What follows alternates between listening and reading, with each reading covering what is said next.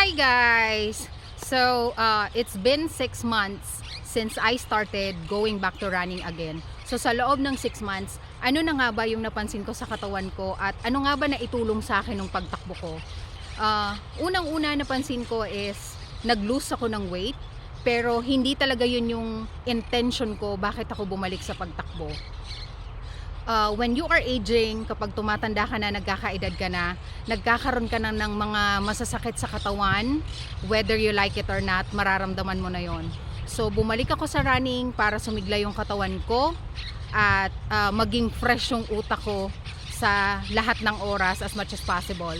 Pangalawa napansin ko is umitim ako kasi yung oras ng pagtakbo ko ay hindi pare-parehas.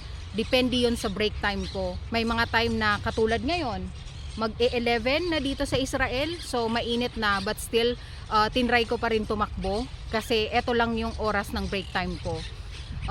Ano pa ba?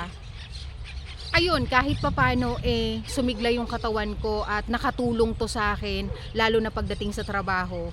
Kaya kayo or ikaw na nanonood, napapanood mo tong video ko, wag kang magmukmok, try mong gumalaw, lumabas sa labas, sa nature, kasi talagang makakatulong ito para mabago yung mood mo, sumigla yung katawan mo at ma-handle mo ng maayos kahit papano yung mga stressful situation na dumarating sa buhay mo.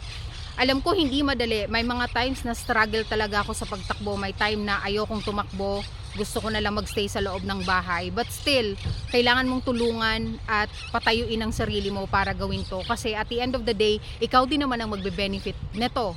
At syempre, yung mga taong nasa paligid mo, kasi kung masaya ka, masaya din yung mga taong nasa paligid mo. Kaya ayun lang, ingat kayo palagi, alagaan nyo yung sarili nyo, try to work out, do some exercise, lumabas kayo, enjoy the nature, and laban lang.